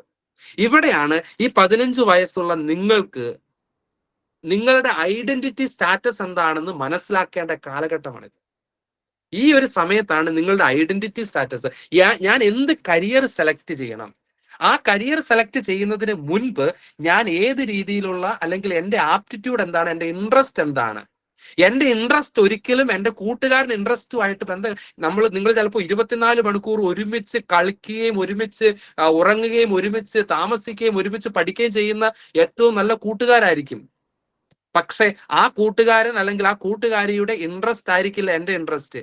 അവൻ ഇന്ന കോളേജ് അല്ലെങ്കിൽ ഇന്ന യൂണിവേഴ്സിറ്റി അല്ലെങ്കിൽ ഇന്ന സ്കൂളിൽ ഇന്ന ക്ലാസ് ആണ് ഇല്ല അല്ലെങ്കിൽ ഈ ഒരു കോഴ്സ് ആണ് സെലക്ട് ചെയ്യുന്നത് എന്ന് കരുതി ഒരിക്കലും നിങ്ങൾ നിങ്ങളുടെ കോഴ്സുകൾ സെലക്ട് ചെയ്യാൻ നിങ്ങൾക്ക് പോകരുത്. അപ്പൊ ഇപ്പോഴാണ് നിങ്ങൾ നിങ്ങളുടെ ഐഡന്റിറ്റി, ഇവിടെ ഐഡന്റിറ്റി എന്നതുകൊണ്ട് ഉദ്ദേശിക്കുന്നത് നിങ്ങളുടെ കരിയർ. ഞാൻ നേരത്തെ പറഞ്ഞല്ലോ, ഇനിയുള്ള എൻ്റെ ജീവിതം ഞാൻ എങ്ങനെയാണ് മുന്നോട്ട് നയിക്കേണ്ടത് എന്ന് അന്ന് തീരുമാനിക്കുന്ന നിങ്ങളുടെ കരിയർ സെലക്ട് ചെയ്യേണ്ട സമയമാണ്. ഇതിനെപ്പറ്റിയാണ് ഒരു മനഃശാസ്ത്രജ്ഞൻ ഗബ്രിയൽ ജെയിംസ് മാർസിയ എന്ന് പറയുന്ന ഒരു സൈക്കോളജിസ്റ്റ് കുട്ടികളുടെ ഐഡന്റിറ്റി സ്റ്റാറ്റസ് സെലക്ട് ചെയ്യുന്നതിനെ പറ്റി 4 ഓപ്ഷൻസ് ഉണ്ട് എന്ന് വെച്ച് കഴിഞ്ഞാൽ ഈ മൊത്തം ഇപ്പൊ എന്റെ മുൻപിൽ ഇരിക്കുന്ന ഈ കുട്ടികളെ ഞാൻ 4ആയിട്ട് എനിക്ക് തിരിക്കാം. ചിലര് ഐഡന്റിറ്റി സ്റ്റാറ്റസ് തെരഞ്ഞെടുക്കുന്നവരാണ്. എന്ന് വെച്ച് കഴിഞ്ഞാൽ ഐഡന്റിറ്റി എക്സ്പ്ലോർ ചെയ്തവരായിരിക്കാം, സ്വന്തം ഐഡന്റിറ്റി എക്സ്പ്ലോർ ചെയ്തവർ. അങ്ങനെ 4 തരത്തിലുള്ള ആൾക്കാരുണ്ട്. Identity diffusion, identity moratorium, identity foreclosure, identity achievement. ഇങ്ങനെ 4ആയിട്ട് തിരിക്കാം. ഇതൊന്നും നിങ്ങൾ ഓർത്തിരിക്കേണ്ട കാര്യങ്ങളല്ല. ഇത് സിമ്പിൾ ആയിട്ട് പറഞ്ഞു കഴിഞ്ഞാൽ സ്വന്തം കരിയർ സെലക്ട് ചെയ്യാത്ത ഒരുപാട് പേരുണ്ട്. എന്ന് വെച്ച് കഴിഞ്ഞാൽ ഇന്ന് രാവിലെ എഴുന്നേൽക്കുമ്പോൾ എന്റെ അയലോക്കത്തുള്ള കൊച്ചൻ എവിടെയാ പോകുന്നത്? അവൻ മെഡിക്കലിനാണ് പോകുന്നത്, അവൻ സയൻസ് ആണ് എടുക്കുന്നത്. ഓക്കെ, ഞാനും സയൻസ് എടുക്കാൻ പോവാണ്. അങ്ങനെ രാവിലെ ഞാൻ സയൻസ് എടുക്കാന്ന് തീരുമാനിച്ച് ഇങ്ങനെ കറങ്ങി ഒരു ക്രിക്കറ്റ് കളിയൊക്കെ കഴിഞ്ഞ് വന്നപ്പോഴത്തേക്കും വേറൊരു കൂട്ടുകാരൻ തീരുമാനിക്കുവാണ്, എടാ ഞാൻ കൊമേഴ്സിനാ പോകുന്നത്. എന്നാ പിന്നെ ഞാനും കൊമേഴ്സിനാടാ, നമുക്ക് ഒരുമിച്ച് ഇന്ന സ്കൂളിൽ പോയി ചേരാം. അങ്ങനെ വന്ന് പിറ്റേ ദിവസം രാത്രിയിൽ വേറൊരു കൂട്ടുകാരന്റെ ഫോൺ കോൾ വന്ന്, എടാ സയൻസും കൊമേഴ്സും ഒക്കെ ഭയങ്കര ബുദ്ധിമുട്ടാട്ടോ, നമുക്ക് ആർട്സിലേക്ക് പോകാം, ഹ്യൂമാനിറ്റീസ് പഠിക്കാം. എന്നാ ഞാനും ഹ്യൂമാനിറ്റീസ്. ഇങ്ങനെയുള്ളവരെയാണ് ഈ ഐഡന്റിറ്റി ഡിഫ്യൂഷൻ. ഒരു ക്രൈസിസും ഇതുവരെ അനുഭവിച്ചിട്ടില്ല. ഏത് കരിയറാണ് സെലക്ട് ചെയ്യേണ്ടതെന്ന് ഇതുവരെ തീരുമാനമായിട്ടില്ല. അങ്ങനെ ഒരു കാറ്റഗറി ഉണ്ട്. ഒരു കാറ്റഗറിയാണ് ഏത് കരിയറാണ് ഞാൻ തിരഞ്ഞെടുക്കേണ്ടതെന്ന് തീരുമാനം വരാത്തത്. രണ്ടാമത്തെ കാറ്റഗറിയാണ് ഐഡന്റിറ്റി ഫോർക്ലോഷർ. ഐഡന്റിറ്റി ഫോർക്ലോഷർ എന്ന് പറഞ്ഞു കഴിഞ്ഞാൽ ഞാൻ എന്തിനാ എന്റെ കരിയറിനെ പറ്റി ചിന്തിക്കേണ്ടത്? എന്റെ പപ്പ ഡോക്ടറാണ്, അല്ലെങ്കിൽ എന്റെ മമ്മി ടീച്ചറാണ്, എന്റെ പേരൻസ് ആണ് അല്ലെങ്കിൽ കുട്ടികളുടെ പേരൻസ് ആണ് കുട്ടി എന്ത് പഠിക്കണമെന്ന് തീരുമാനിക്കുന്നത്. കുട്ടിക്ക് യാതൊരു ഡിസിഷനും ഇല്ല, അവന്റെ ഇൻട്രസ്റ്റിനോ അവന്റെ ആപ്റ്റിറ്റ്യൂഡിനോ ഒരു വാല്യൂ ഇല്ല. പേരൻസ് അങ്ങ് തീരുമാനിക്കുവാണ്, ഞാൻ ഡോക്ടറാണ്, എന്റെ കൊച്ചും ഡോക്ടറാണ്. അവന് മെഡിക്കലുമായിട്ട് ബന്ധപ്പെട്ട അല്ലെങ്കിൽ അവൾക്ക് മെഡിക്കലുമായിട്ട് ബന്ധപ്പെട്ട് ഒരു താല്പര്യവും ഇല്ലായിരിക്കും. സയൻസുമായിട്ട് ബന്ധപ്പെട്ട സബ്ജക്റ്റേ ഇഷ്ടമില്ലായിരിക്കും. പക്ഷെ പേരൻസ് അങ്ങ് തീരുമാനിച്ചു എന്റെ കുട്ടി ഇന്ന പഠിക്കണം. ഓക്കെ, ഇനിയുള്ള ജീവിതം 15 വയസ്സേ ആയിട്ടുള്ളൂ. 15 വയസ്സ് മുതൽ 85 ആ കുട്ടിയുടെ 80 അല്ലെങ്കിൽ 90 വയസ്സ് വരെയുള്ള കാലഘട്ടത്തിൽ ഈ താല്പര്യമില്ലാത്ത കാര്യങ്ങൾ ഇനി പഠിച്ച് ആ താല്പര്യമില്ലാത്ത ജോലിക്ക് വേണ്ടി പോകേണ്ടി വരും. ഇതാണ് ഐഡന്റിറ്റി ഫോർക്ലോഷർ എന്നുള്ള കാറ്റഗറിയിലുള്ളത്. അടുത്തതാണ് ഐഡന്റിറ്റി മൊറട്ടോറിയം. എന്ന് വെച്ച് കഴിഞ്ഞാൽ മൂന്നാമത്തെ കാറ്റഗറി ആയിട്ടുള്ള കുറെ കുട്ടികളുണ്ട്. അവർക്ക് മറ്റുള്ളവരെ കണ്ട് ഓക്കെ എനിക്ക് ഡോക്ടർ ആകണം, അല്ലെങ്കിൽ എനിക്ക് ഇന്ന കരിയർ സെലക്ട് ചെയ്യണം എന്നൊക്കെ തീരുമാനമായി. ഓക്കെ, ഞാൻ ടീച്ചർ ആകും, അല്ലെങ്കിൽ ഞാൻ എഞ്ചിനീയർ ആകും, ഞാനൊരു ലോയർ ആകും, തീരുമാനമായി. പക്ഷെ അതിനുവേണ്ടി യാതൊരു എഫേർട്ടും എടുക്കുകയില്ല. സയൻസ് എടുത്ത് പഠിച്ചാൽ മാത്രമാണ് പിന്നീട് ഡോക്ടർ ആകാൻ പറ്റുകയുള്ളൂ, അല്ലെ? എഞ്ചിനീയർ ആണെങ്കിൽ സയൻസ് എടുത്ത് പഠിക്കണം, അല്ലാതെ ആർട്സ് എടുത്ത് പഠിച്ചാൽ ഡോക്ടർ ആകാൻ പറ്റത്തില്ല. അപ്പൊ അതിനുവേണ്ടി അങ്ങനെ പഠിക്കുക മാത്രമല്ല, തന്റെ കരിയറിലേക്ക് ഇനിയുള്ള ജോലി സാധ്യതകൾ എന്തൊക്കെയാണ്, അതിനുവേണ്ടി ഞാൻ ഏത് സ്കൂളിൽ പഠിക്കണം, ഏത് യൂണിവേഴ്സിറ്റിയിൽ പഠിക്കണം, ഇങ്ങനെയൊക്കെയുള്ള പ്രിപ്പറേഷൻസ് ഇപ്പോഴേ തുടങ്ങണം. നമ്മൾ ഈ വലിയ മെട്രോപൊളിറ്റൻ സിറ്റിയിലേക്ക് ചെന്ന് കഴിഞ്ഞാൽ വലിയ സ്കൂളുകളുണ്ട്. കുട്ടികൾ ഉണ്ടാകുന്നതിന് മുൻപേ തന്നെ പേരൻസ് അവിടെ നഴ്സറി ക്ലാസ്സിലേക്കുള്ള അഡ്മിഷന് വേണ്ടി ക്യൂ നിൽക്കുന്ന കാഴ്ചകളൊക്കെ കാണാൻ പറ്റും വലിയ മെട്രോപൊളിറ്റൻ സിറ്റി. കുട്ടി ഉണ്ടായിട്ടില്ല, അതിനു മുൻപേ കുട്ടി ഉണ്ടായി കഴിയുമ്പോൾ സീറ്റ് കിട്ടണമെങ്കിൽ 3-4 വർഷത്തേക്കുള്ള സീറ്റ് ഫുള്ളാണ് അവിടെ. അപ്പൊ എന്ന് പറഞ്ഞതുപോലെ പ്രിപ്പറേഷൻ സ്റ്റാർട്ട് ചെയ്യണം അങ്ങനെ തുടങ്ങാത്ത, അതാണ് മൂന്നാമത്തെ കാറ്റഗറി. നാലാമത്തെ കാറ്റഗറിയാണ് ഐഡന്റിറ്റി അച്ചീവ് ചെയ്തവർ. അതായത് 15 വയസ്സാകുമ്പോഴേ അവർക്ക് എന്റെ കരിയർ ഇതാണ്, എന്റെ ഇൻട്രസ്റ്റ് ഇതാണ്, ഇതനുസരിച്ച് ഞാൻ മുന്നോട്ട് പോകും. They will be successful people. അതായത് ഈ ഇരിക്കുന്ന കുട്ടികൾ, ഇപ്പൊ എനിക്ക് എത്ര പേര് ഈ 10ാം ക്ലാസ് ഈ വർഷം എഴുതിയ ലക്ഷക്കണക്കിന് കുട്ടികളിൽ വളരെ ചുരുക്കം കുട്ടികൾ മാത്രമാണ് ഈ നാലാമത്തെ കാറ്റഗറിയിലുള്ളത്. ഈ ഏത് കുട്ടിയോട് ചോദിച്ചോ, 10ാം ക്ലാസ് കഴിഞ്ഞ കുട്ടികളോട് ചോദിച്ചോ, നിനക്ക് എന്തായി തരണം? ഇപ്പൊ ഞാൻ കഴിഞ്ഞ മാർച്ച് മാസത്തിലോ ഫെബ്രുവരിയിലോ ഒക്കെ ഞാൻ എൻ്റെ നാട്ടിൽ കോട്ടയത്ത് ഇതുപോലെയുള്ള കുട്ടികൾക്ക് ഓറിയന്റേഷൻ ക്ലാസ് എടുക്കാൻ വേണ്ടി ഞാൻ ഇങ്ങനെ പോയപ്പോൾ ഒരു കുട്ടിയോട് ചോദിച്ചേടാ നിനക്ക് എന്നെ ആകണം? വലുതായി കഴിയുമ്പം കോട്ടയത്ത് നടന്ന സംഭവമാണ്. ഞാൻ ചോദിച്ചു, ആ കുട്ടിയോട് ചോദിച്ചുവിടാ നിനക്ക് പത്താം ക്ലാസ് അല്ല, ഇനി ഇനി എന്താകണം? എല്ലാവർക്കും ഒറ്റ ഉത്തരവുള്ളൂ. കോട്ടയം ഭാഷയിലുണ്ടല്ലോ ആന്ന് വെക്കും. എനിക്കറിയത്തില്ല, ഐ ഡോണ്ട് നോ എന്നതിന് പകരം നമ്മുടെ നാട്ടില് കോട്ടയത്തൊക്കെ ഉണ്ടല്ലോ ആന്നങ്ങ് വെക്കും.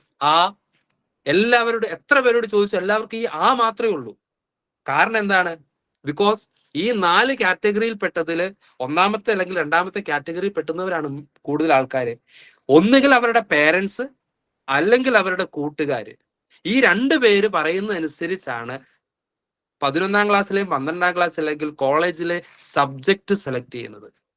പലപ്പോഴും നടക്കുന്ന ഒരു ദൗർഭാഗ്യകരമായിട്ടുള്ള ഒരു അവസ്ഥയാണ് നമ്മുടെ ഇന്നത്തെ തലമുറയ്ക്ക്. അല്ലെങ്കിൽ ഇന്നത്തെ തലമുറ എന്ന് പറഞ്ഞു കഴിഞ്ഞാൽ ഞങ്ങളുടെയൊക്കെ സമയത്ത് അല്ലെങ്കിൽ കഴിഞ്ഞ നൂറ്റാണ്ടിൽ അല്ലെങ്കിൽ 1960, 70, 80കളിലൊക്കെ 90കളിലൊക്കെ പഠിച്ചവർക്കൊക്കെ അന്ന് തീർച്ചയായിട്ടും ഇതുപോലൊരു ഗൈഡൻസ് കൊടുക്കാനൊന്നും ആളില്ലായിരുന്നു. അതുകൊണ്ട് അവരൊരു സബ്ജക്ട്, അവർക്ക് ഇഷ്ടമുള്ള സബ്ജക്റ്റുകളൊക്കെ ചിലപ്പോൾ സെലക്ട് ചെയ്തു. ഇപ്പൊ നമ്മളൊക്കെ അങ്ങനെയായിരുന്നു. പക്ഷെ ഇന്ന് അങ്ങനെയല്ല. ഇന്ന് നിങ്ങളുടെ ഫിംഗർ ടിപ്പിൽ എല്ലാ ഇൻഫർമേഷനും ഉണ്ട്. അല്ലെങ്കിൽ ഇതുപോലെയുള്ള വെബിനാറുകളുണ്ട്, കരിയർ ഗൈഡൻസ് സെന്ററുകളുണ്ട്. അപ്പൊ ഇന്ന് നിങ്ങൾക്ക് ഈ ഒരു സാഹചര്യങ്ങൾ ഉണ്ടായിട്ടും 10ാം ക്ലാസ് കഴിഞ്ഞിട്ട് നിങ്ങളുടെ ഇനിയുള്ള 10ാം ക്ലാസ് എന്ന് പറയുന്നത് നിങ്ങൾ 15 വർഷമായി നിങ്ങളുടെ ജീവിതത്തിലായിട്ടുള്ളൂ. ഇനിയും ഒരു 60-65 വർഷങ്ങൾ മുന്നോട്ട് ഇനിയും നിങ്ങൾക്കുണ്ട്. ഈ ഒരു 65 വർഷങ്ങൾ സുഖമായിട്ടൊക്കെ ജീവിക്കണമെങ്കിൽ തീർച്ചയായിട്ടും നിങ്ങൾക്ക് നല്ലൊരു കരിയർ നിങ്ങൾക്ക് വേണം. നല്ലൊരു കരിയർ വേണമെങ്കിൽ നിങ്ങൾ ഇഷ്ടപ്പെടുന്ന കരിയർ ആയിരിക്കണം അത്. നിങ്ങൾക്ക് ഇഷ്ടപ്പെടുന്ന കരിയർ എങ്ങനെ സെലക്ട് ചെയ്യുന്നത്? അത് സെലക്ട് ചെയ്യുന്നത് നിങ്ങളുടെ ഇൻട്രസ്റ്റ് എന്താണ്, നിങ്ങളുടെ ആപ്റ്റിറ്റ്യൂഡ് എന്താണെന്ന് നിങ്ങളോട് തന്നെ ചോദിക്കണം. അല്ലാതെ നിങ്ങളുടെ പേരൻസിനോടോ നിങ്ങളുടെ കൂട്ടുകാരോടോ അല്ല ചോദിക്കേണ്ടത്. നിങ്ങളോട് തന്നെ ചോദിക്കണം. അപ്പോൾ തീർച്ചയായിട്ടും ഇന്നത്തെ ക്ലാസ് കഴിയുമ്പോൾ തീർച്ചയായിട്ടും നിങ്ങളുടെ ഈ ഐഡന്റിറ്റി സ്റ്റാറ്റസ് ഒരിക്കലും ഐഡന്റിറ്റി ഡിഫ്യൂഷനിലോ ഫോർക്ലോഷറിലോ അല്ലെങ്കിൽ മൊറോട്ടോറിയത്തിലല്ല, ഐഡന്റിറ്റി അച്ചീവേഴ്സ് ആയിട്ട് വേണം നിങ്ങൾ ഇനി 11ാം ക്ലാസ്സിലേക്ക് നിങ്ങൾ പോകാൻ. ഐഡന്റിറ്റി അച്ചീവ് എന്ന് വെച്ച് കഴിഞ്ഞാൽ, ഐഡന്റിറ്റി അച്ചീവ്മെന്റ് എന്ന് പറഞ്ഞു കഴിഞ്ഞാൽ നിങ്ങൾക്ക് നിങ്ങളുടെ താല്പര്യത്തിനനുസരിച്ചുള്ള ഒരു കോഴ്സ് നിങ്ങൾ തിരഞ്ഞെടുക്കും. അത് 11ാം ക്ലാസ്സിലെ അല്ല. 11ാം ക്ലാസ് അതിന്റെ വളരെ ബേസിക് ആയിട്ടുള്ള ഒരു ബ്രോഡ് ആയിട്ടുള്ള ഒരു ഏരിയ ആയിരിക്കും. സയൻസ്, മാത്തമാറ്റിക്സ് അല്ലെങ്കിൽ സയൻസ്, കൊമേഴ്സ്, ഹ്യൂമാനിറ്റീസ് എന്നുള്ള ഒരു ബ്രോഡർ ഏരിയ ആണെങ്കിലും നിങ്ങൾക്ക് നിങ്ങൾ ചിന്തിക്കണം, നിങ്ങൾ ഇനിയുള്ള കാലഘട്ടത്തിൽ നിങ്ങൾ ഏത് കോഴ്സുകൾ ഇനി മുമ്പോട്ട് ചിന്തിക്കുമെന്നുള്ളത്. അപ്പൊ ഇതിനോട് കണക്ട് ചെയ്തുകൊണ്ട് ഞാനൊരു വേറൊരു വാക്ക് പറയുകയാണ്. ഞാൻ ഈ സ്പീഡിൽ പോകാം കേട്ടോ. എന്റെ സമയം എത്ര മണി വരെയാണ് സാറേ? ഓക്കെ. അപ്പൊ ഞാൻ ഇതിനോട് കണക്ട് ചെയ്തുകൊണ്ട് ഒരു വേറൊരു കാര്യം പറയാണ്.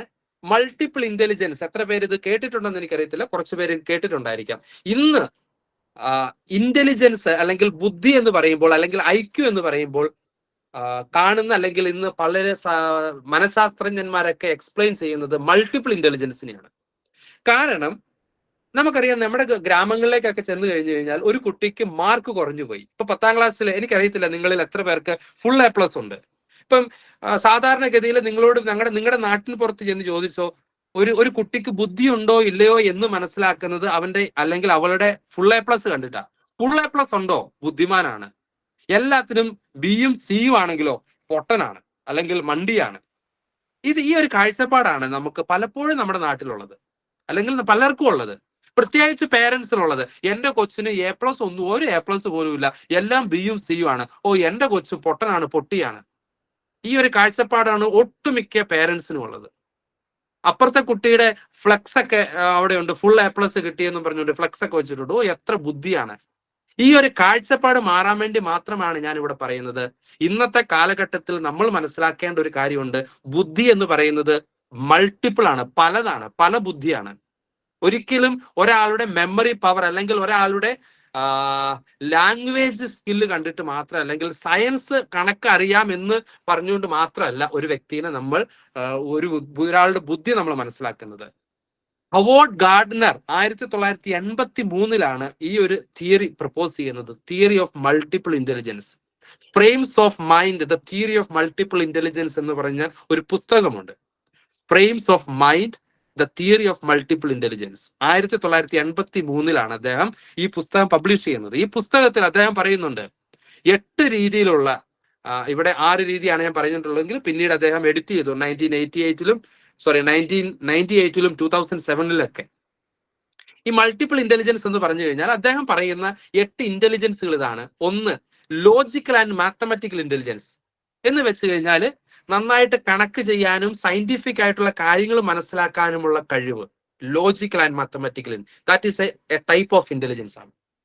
വേറൊരു ഇന്റലിജൻസ് ആണ് വിഷ്യോ സ്പേഷ്യൽ ഇന്റലിജൻസ്.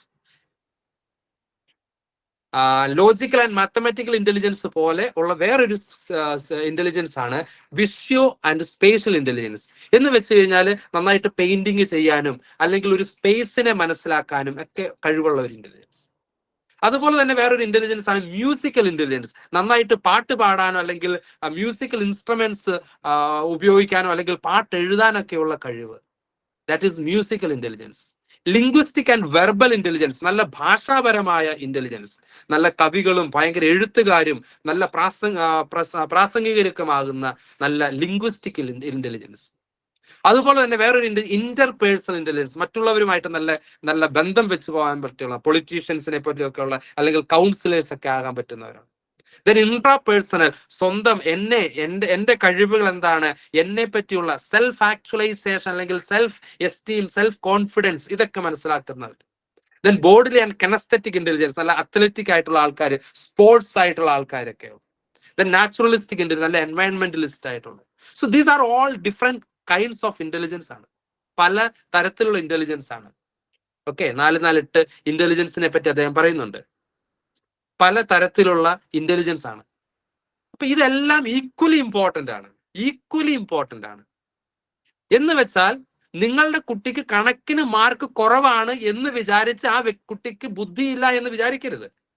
എന്റെ പ്രിയ കൂട്ടുകാരെ, സച്ചിൻ തെണ്ടുൽക്കർ തന്റെ കണക്കിന്റെ പരീക്ഷയുടെ മാർക്ക് ലിസ്റ്റ് വെച്ചിട്ട് തന്റെ കരിയർ അല്ലെങ്കിൽ തന്റെ ജോലി എന്താണെന്ന് ഡിസൈൻ ചെയ്തിരുന്നുവെങ്കിൽ ഇന്നത്തെ സച്ചിൻ തെണ്ടുൽക്കറെ നമുക്ക് കിട്ടില്ലായിരുന്നു, അമിതാഭ് ബച്ചനെ കിട്ടില്ലായിരുന്നു. യേശുദാസ് പഠനത്തില് അല്ലെങ്കിൽ തന്റെ SSLC പരീക്ഷയുടെ മാർക്ക് ലിസ്റ്റിന്റെ അടിസ്ഥാനത്തിൽ അദ്ദേഹം ഒരു ജോലിക്ക് ശ്രമിച്ചിരുന്നുവെങ്കിൽ, അല്ലെങ്കിൽ അദ്ദേഹത്തിന്റെ പേരൻസ് നിനക്ക് ഒട്ടും ബുദ്ധിയില്ലടാ, നീ കണക്കിനൊന്നും നിനക്ക് അറിയത്തില്ല എന്ന് വിചാരിച്ചിരുന്നെങ്കിൽ ഇന്നത്തെ യേശുദാസിനെ നമുക്ക് കിട്ടില്ലായിരുന്നു, ഇന്നത്തെ മമ്മൂട്ടിനെയോ മോഹൻലാലിനെ നമുക്ക് കിട്ടില്ലായിരുന്നു.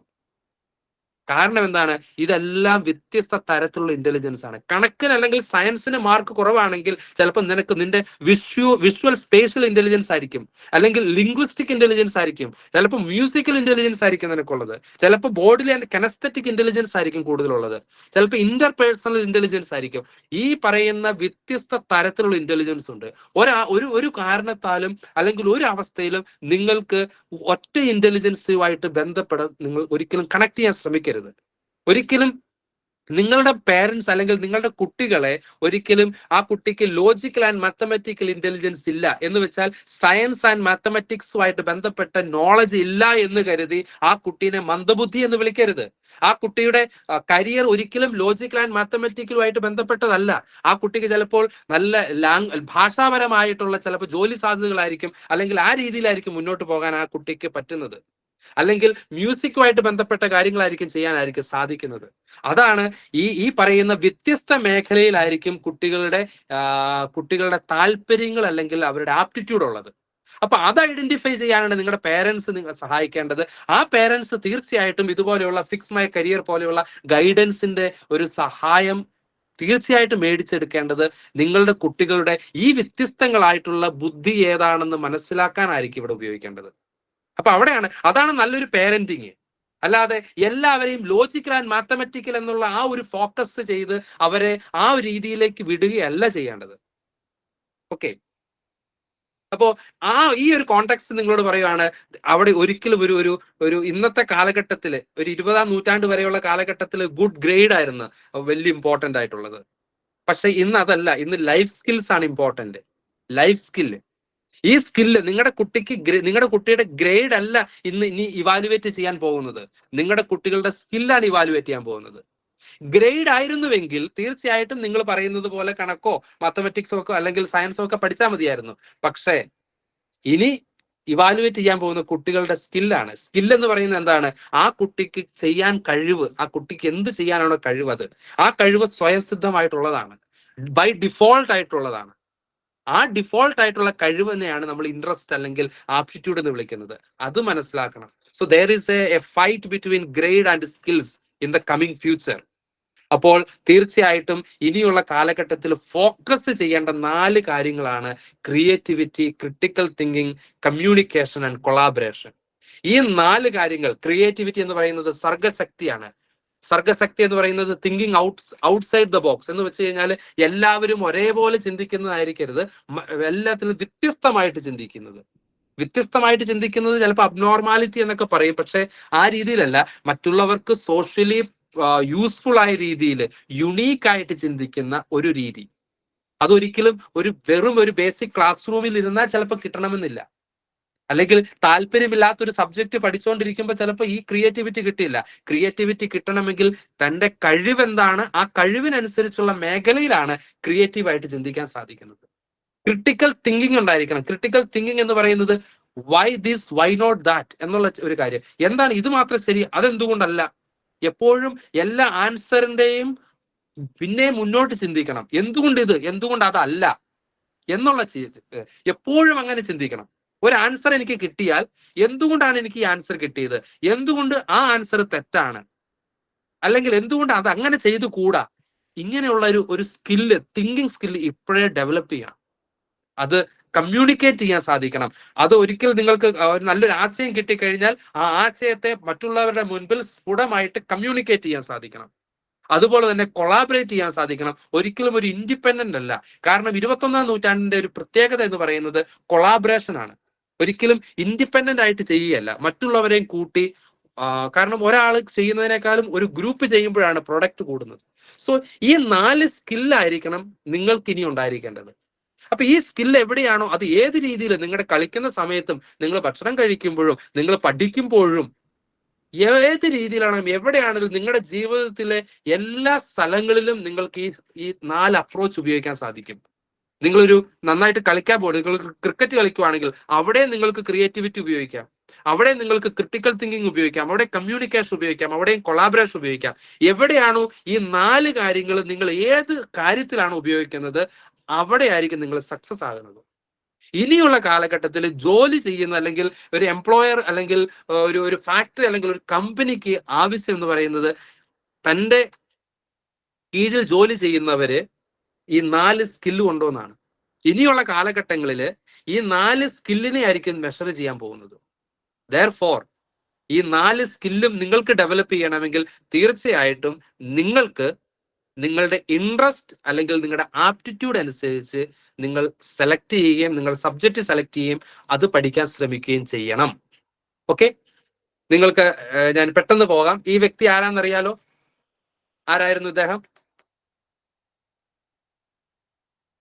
ഒരു ജനറൽ നോളജ് ക്വസ്റ്റ്യൻ ആണ്. ഇത് ആരാണ് അദ്ദേഹം? ഈ ഫോട്ടോയിൽ കാണുന്ന വ്യക്തിയുടെ പേര് പറയാമോ?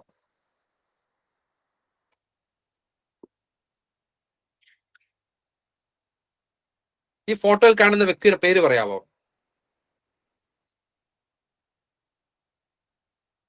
Bill Gates. Very good, very good, very good. Bill Gates ആരാണ്? ബിൽ ഗേറ്റ്സിന്റെ ഹിസ്റ്ററി എന്താണ് എല്ലാം നിങ്ങൾക്കറിയാം അല്ലെ? Bill Gates. ബിൽ ഗേറ്റ്സിന്റെ ഒരു ഉദാഹരണം പറയാം. നിങ്ങൾ എല്ലാവരും ബിൽ ഗേറ്റ്സ് ആകുന്നു ഞാൻ പറയുന്നില്ല, പക്ഷെ ബിൽ ഗേറ്റ്സിനെ പറ്റി പറയാം.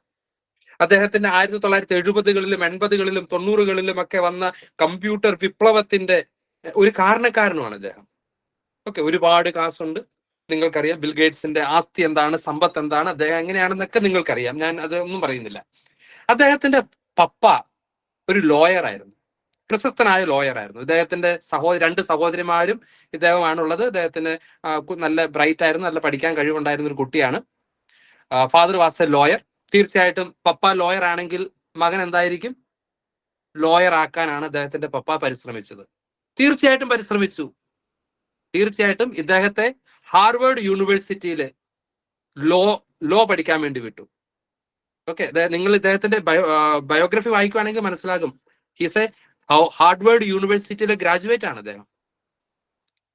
അല്ല, ഗ്രാജുവേറ്റ് എന്ന് ഞാൻ പറയുന്നില്ല, ഹാർവേഡ് യൂണിവേഴ്സിറ്റിയിൽ പഠിക്കാൻ പോയെന്ന് പറയാം. ഏത് സബ് കോഴ്സ് ആണ്? ലോ ആണ് പഠിക്കാൻ പോയത്. പക്ഷെ അദ്ദേഹം അത് കംപ്ലീറ്റ് ചെയ്തില്ല, തിരിച്ചു പോന്നു. ഇത്രയും വലിയ യൂണിവേഴ്സിറ്റിയിൽ നിന്ന് അദ്ദേഹം തിരിച്ചു പോന്നു. കാരണം അദ്ദേഹത്തിന്റെ കാത് മനസ്സിലാക്കണമെങ്കിൽ ഇദ്ദേഹം ഏകദേശം 10-13 വയസ്സൊക്കെ ഇദ്ദേഹത്തിന്റെ എലമെന്ററി ക്ലാസ്സുകളിലൊക്കെ സമയത്ത്, ഇദ്ദേഹം 13 വയസ്സുള്ള സമയത്ത് ഇദ്ദേഹത്തിന്റെ എലമെന്ററി ക്ലാസ്സുകളിലേക്കൊക്കെ പോകുമ്പോൾ ഇദ്ദേഹം ഒരു കൗണ്ടി സ്കൂൾ എന്ന് വെച്ച് കഴിഞ്ഞാൽ ഒരു വില്ലേജ് സ്കൂളിലാണ് പഠിച്ചത്. ആ സ്കൂളിൽ അന്ന് കമ്പ്യൂട്ടറിന്റെ വിദ്യാഭ്യാസമൊക്കെ കൊടുക്കുമായിരുന്നു. കമ്പ്യൂട്ടർ പ്രോഗ്രാമിംഗ് ഒക്കെ ഉണ്ട്. ഇദ്ദേഹത്തിന്റെ ഒരു സുഹൃത്തുമുണ്ട്. എപ്പോഴും ഇദ്ദേഹത്തിന്റെ പേരിനോടൊപ്പം തന്നെ അദ്ദേഹത്തിന്റെ സുഹൃത്തിന്റെ പേര് വരും. സുഹൃത്തിന്റെ പേര് ഞാൻ മറന്നു. ഇവർക്ക് രണ്ടുപേരും ഭയങ്കര കുസൃതികളായ കുട്ടികളായിരുന്നു. ഇവർക്ക് രണ്ടുപേർക്കും കമ്പ്യൂട്ടർ പ്രോഗ്രാമിംഗ് ഭയങ്കര താല്പര്യമായിരുന്നു.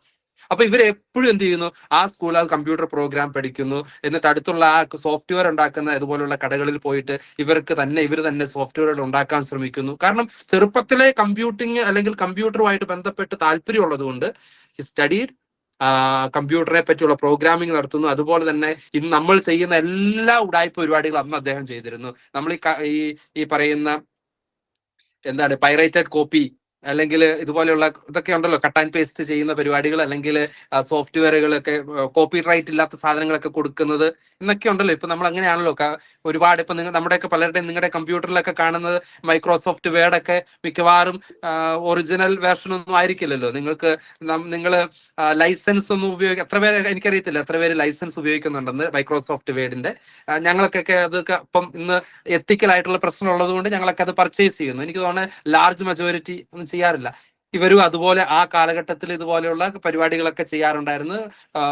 ഇങ്ങനെയൊക്കെ ചെയ്തു ഭയങ്കര ഇൻട്രസ്റ്റ് ആയിരുന്നു അവർക്ക് കമ്പ്യൂട്ടർ അല്ലെങ്കിൽ കമ്പ്യൂട്ടിംഗ് പ്രോഗ്രാമിങ്ങിനോടൊക്കെ ഭയങ്കര താല്പര്യമായിരുന്നു.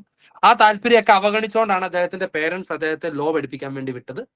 പക്ഷെ അത് കംപ്ലീറ്റ് ചെയ്യാതെ അദ്ദേഹം തിരിച്ചു വന്നു. പിന്നീട് ഇതുപോലുള്ള കമ്പ്യൂട്ടർ മേഖലയിൽ അദ്ദേഹം വളർന്ന് എവിടെ എത്തിയെന്ന് നിങ്ങൾക്കറിയാം. കാരണം എന്താണ്? അദ്ദേഹത്തിന്റെ പേരൻസ് പറഞ്ഞ ആ ഒരു കോഴ്സ് അല്ല, അതും ഹാർവേർഡ് യൂണിവേഴ്സിറ്റിയിൽ അല്ല പഠിച്ചത്. അദ്ദേഹത്തിന്റെ താല്പര്യമുള്ള മേഖലയിലാണ് അദ്ദേഹം പഠിച്ചത്. Yes, Paul Allen, yes, correct, very good, thank you. അദ്ദേഹത്തിന് താല്പര്യമുള്ള മേഖലയിലാണ് അദ്ദേഹം പഠിക്കാൻ പോയത്. അതുകൊണ്ടാണ് കാരണം എന്താണ്, നമുക്ക് താല്പര്യമുള്ള ഒരു കാര്യം ചെയ്യാൻ വളരെ ഈസിയാണ്. പിന്നെ അതിനൊരു ബോറിംഗ് ഇല്ല. പഠനം ബോറിംഗ് ആകാൻ കാരണം എന്താണെന്നറിയോ? പഠനം താല്പര്യം ഇല്ലാത്തത് കൊണ്ടാണ്. പക്ഷെ പഠനം താല്പര്യമുള്ള ഒരു കുട്ടിക്ക് അത് ഒരിക്കലും ബോറിംഗ് അല്ല. അതുകൊണ്ടാണ് ഇന്ന് ഏറ്റവും കൂടുതൽ നമുക്കറിയാം, അബ്ദുൽ കലാം, APJ അബ്ദുൽ കലാം ആണെങ്കിലും, സച്ചിൻ തെണ്ടുൽക്കർ ആണെങ്കിലും, അമിതാഭ് ബച്ചൻ ആണെങ്കിലും, പിന്നെ ഒരുപാട് ഒരുപാട് പേരുണ്ട്. തന്റെ പാഷൻ, തന്റെ ഇൻട്രസ്റ്റ് അല്ലെങ്കിൽ തന്റെ ആപ്റ്റിറ്റ്യൂഡ് ഫോളോ ചെയ്തവർ മാത്രമേ സക്സസ്ഫുൾ ആയിട്ടുള്ളൂ. ഏത് സക്സസ്ഫുൾ പേഴ്സന്റെ പേരെടുത്തു നിങ്ങൾ ഇന്റർനെറ്റിൽ ജസ്റ്റ് ഒന്ന് സെർച്ച് ചെയ്താൽ മതി, സക്സസ്ഫുൾ പേഴ്സൺസ് എന്ന് നിങ്ങൾ ടൈപ്പ് ചെയ്തോ, നിങ്ങൾക്ക് തൗസൻഡ്സ് റിസൾട്ട് കിട്ടും. ഒരുപാട് വ്യക്തികളുടെ പേര് സക്സസ്ഫുൾ പേഴ്സൺ ആയിട്ടൊന്ന് കിട്ടും. ഈ സക്സസ്ഫുൾ പേഴ്സന്റെ ബയോഗ്രഫി എടുത്തു നോക്കൂ. അവരെല്ലാം അവരുടെ ഇൻട്രസ്റ്റ് അല്ലെങ്കിൽ അവരുടെ പാഷൻ അല്ലെങ്കിൽ അവരുടെ ആപ്റ്റിറ്റ്യൂഡ് ഫോളോ ചെയ്ത് അതനുസരിച്ച് കരിയർ സെലക്ട് ചെയ്തവരാണ്. അങ്ങനെയുള്ളവർ മാത്രമേ സക്സസ് ആകുകയുള്ളൂ. അതുകൊണ്ട് എൻ്റെ പ്രിയപ്പെട്ട കൂട്ടുകാരെ, ഞാൻ നിങ്ങളോട് പറയുന്നതും, അവനോ അവളോ സബ്ജക്ട് സെലക്ട് ചെയ്തു, അല്ലെങ്കിൽ എൻ്റെ ബെസ്റ്റ് ഫ്രണ്ട്, ബെസ്റ്റ് കസിനും ഒക്കെ പോയിട്ട് ഈ സബ്ജക്ട് എടുത്തു എന്ന് കരുതി നിങ്ങൾ പോയി സബ്ജക്ട് എടുക്കരുത്. ഞാനൊരു ഉദാഹരണം പറയാം. ഞാൻ 10ാം ക്ലാസ് കഴിഞ്ഞ് 2000-ലാണ്. 2002 മുതൽ 2007-8 വരെയുള്ള ഒരു 3-4 വർഷം നേഴ്സിങ്ങിന് പോകുന്ന ഒരു തള്ളിക്കയറ്റായിരുന്നു നേഴ്സിങ്. ഞങ്ങളുടെയൊക്കെ നാട്ടിൽ ആരുമില്ല. 12ാം ക്ലാസ് കഴിഞ്ഞ് ഒരു കുട്ടി പോലും നാട്ടിലില്ല. എല്ലാവരും ബാംഗ്ലൂരാണ്. കാരണം എന്നാണെന്നറിയോ? ഞങ്ങളുടെയൊക്കെ സമയത്ത് ആ കാലഘട്ടത്തിലൊക്കെ ഒരു വീട്ടിൽ നിന്ന് ഒരു ഫ്രീഡോ അല്ലെങ്കിൽ ഒന്നുമില്ല. എല്ലാവരും വീട്ടിലെ പപ്പാനും മമ്മീനൊക്കെ പേടിച്ച് ജീവിക്കുമായിരുന്നു. അപ്പൊ എന്താണ്, 12ാം ക്ലാസ് കഴിഞ്ഞപ്പോൾ ഒരു അവസരം കിട്ടുകയാണ്, ബാംഗ്ലൂർ പോയി അടിച്ചു പൊളിക്കാം. അപ്പൊ നേഴ്സിംഗ് പഠിക്കാൻ വേണ്ടി. അപ്പൊ എല്ലാവരും 12 കഴിഞ്ഞ് ഉടനെ നേഴ്സിങ്ങിന് പോവുമായിരുന്നു. നേഴ്സിങ്ങിന് പോയി പലർക്കും താല്പര്യം. അതിനകത്ത് 99.99% കുട്ടികൾക്കും നേഴ്സിങ്ങിനോട് ഒരു താല്പര്യമില്ലായിരുന്നു. പക്ഷേ അന്ന് അവരെല്ലാവരും നേഴ്സിങ്ങിന് പോയി. ഇന്ന് അവരെല്ലാം നേഴ്സായിട്ടുണ്ട്. ഞാൻ പറഞ്ഞ നേഴ്സിങ് മോശമായിട്ടുള്ള ജോലി എന്നുള്ള രീതിയിലല്ല ഞാൻ പറയുന്നത്.